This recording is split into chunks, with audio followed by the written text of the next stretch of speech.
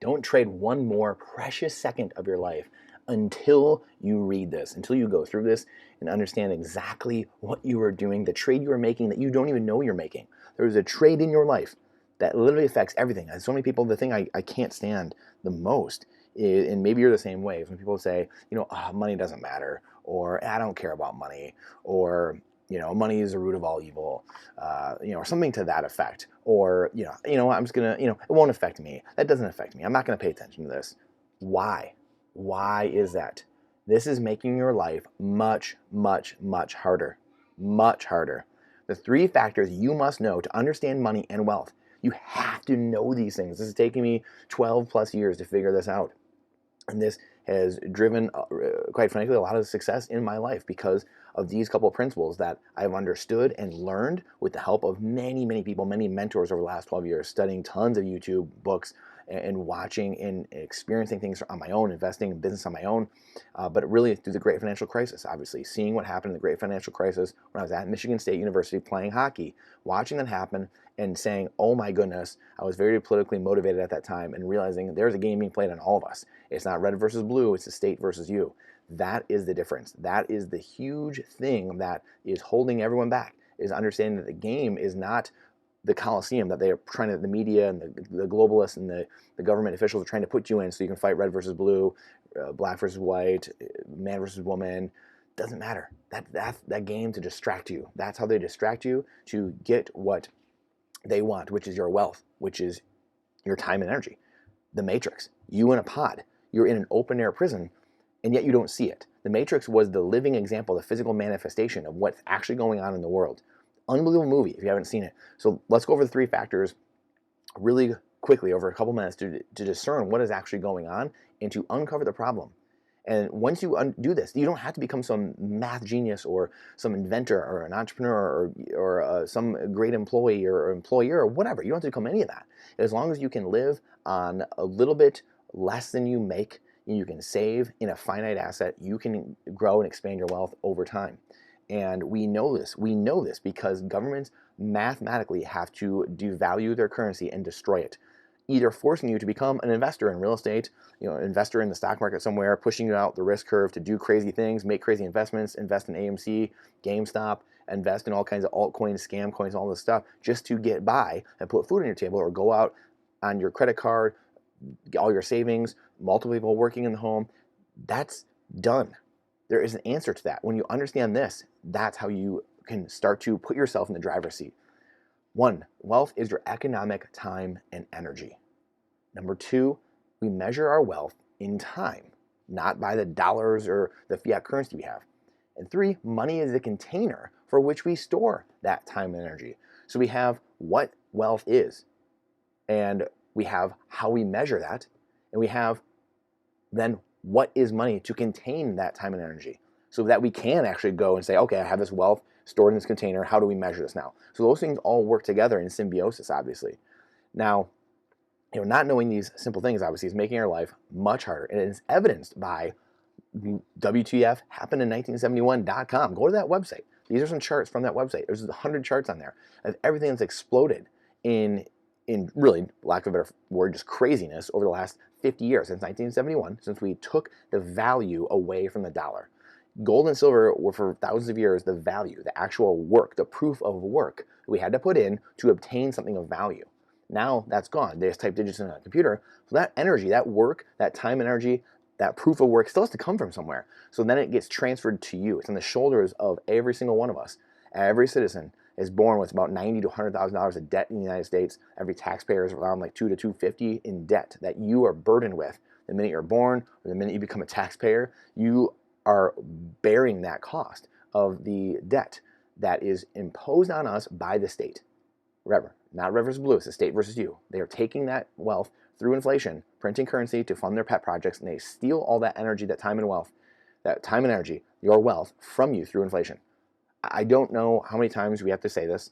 We're going to say this till we're blue in the face. We're going to say this a billion more times from here on out until people start understanding that the inflationary currency backed by nothing that we have, the fiat currencies, are the root of evil. That is the root of evil, not money itself, not currency itself. The inflationary system we have is the root of evil. That's what gives people who love power all the power over you. That's it. And all it takes is a simple change to understand I need to take myself out of the system. For me, it's mainly Bitcoin, maybe a little gold and silver, taking yourself out of the system, becoming your own central bank, understanding trends, market dynamics, network effects, technology, where we're going. That's why I placed my bet on Bitcoin. I was a gold and silver guy. That was me. Sound money. Then things change. My mind is open to things changing. And we all come to our own conclusions. However, again, we have evidence all around the world of things collapsing everywhere, people at each other's throats. You have the wealth gap. Obviously, these are two different wealth gap charts showing the wealth gap expanding, which I think is the most dangerous thing in society moving forward, is the wealth gap. The greater that becomes, the more civil unrest there is. It's not anything else other than the wealth gap. The wealth gap by them, the globalists, the currency printers, the politicians, the people that we largely vote in to steal from us. And they steal it by taking your freedom from you, taking your wealth from you. They say, you want a little safety and security? You want a little Medicaid? You want a little Medicare? You want a little entitlements? You want some Social Security? You want welfare? Do you want whatever it is? Do you want a stimmy check?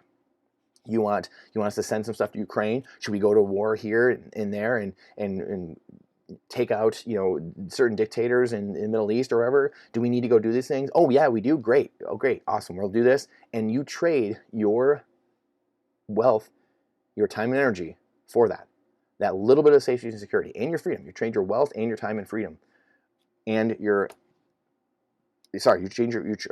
trade your wealth and your time, your freedom, for that little bit of safety and security that you don't even get at the end of the day. What is government actually providing for you? Not doing anything. They're giving you a lower standard of living through inflation. They're giving you a worse life than you would have for yourself. Again, wouldn't it be prudent to ask why we do not teach basic money principles in schools?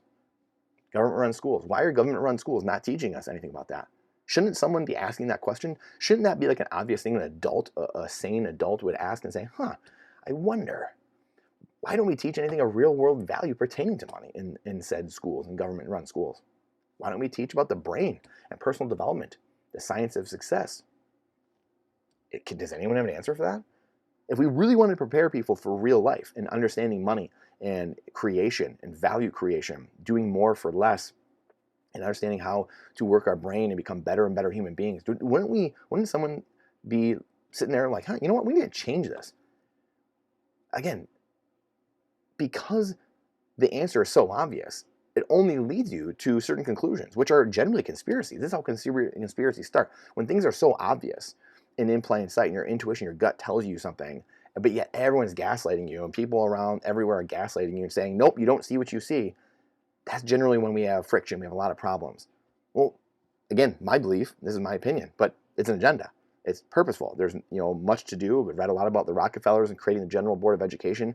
In the beginning of the 1900s, they wanted workers. They didn't want competition. They didn't want more entrepreneurs. They wanted workers. They wanted worker bees to sit in their factories, to sit in their offices, and do the work for them. That's largely what we've given ourselves over the last 100+ years. And that is what it is. It's not right or wrong that you're an entrepreneur or you're a factory worker or you're working in an office right now. It doesn't matter. We have to start understanding the system, because the problem is there's such mental health pill popping going on, such unhappiness. We see the millennials wanting to get value from their work and not caring as much about money. Well, why is that? We can only put two and two together here. Our job is to ask questions here. We constantly challenge the status quo and the groupthink, and that is our job, and I believe our duty as human beings. We are not animals. We are God's highest form of creation. Why is that? Many of us acknowledge problems like going to school, and many people talk about this. Why do we acknowledge these problems? Like going to school again to memorize, to comply, to follow orders for decades. And yet, seemingly no one wants to do a thing about it. Or no one can get anything done. Why is that? Is there some type of agenda blocking that? Or is there something underlying that just isn't letting common sense work its way into the system? We just go on with our lives whistling by the graveyard, and then we look up one day only to ask ourselves why the country is burning down. Why is the wealth gap exploding? Why are people protesting in the streets, Occupy Wall Street, and the Tea Party? Why are people getting bailed out, too big to fail? Some animals are more equal than others. Why are we hurting our children physically, emotionally, spiritually? Why? Why is that? Or why do I have nothing in my bank account? Why do I have too much month at the end of my money? Why are our leaders constantly selling us down the river or telling us to sit in our homes and board us in our homes? The frog in the boiling pot. As long as we have the football game, though, and that's on TV. And we can get those guys, those gladiators in the empty stadium and act like things are okay there, but they're not fine everywhere else. And we can have our Netflix show that comes on TV we can binge on, then we'll be A-okay, right? Think of all the human creation and invention that's been lost due to apathy and indifference. So beyond scary. Wealth is your economic time and energy. So here, we're going to break down quickly, just a couple minutes, what these are, truly. We need to understand these things. This is so paramount to understanding and breaking the chains and removing ourselves from the open air prison we find ourselves in, not understanding money and the game being played on all of us.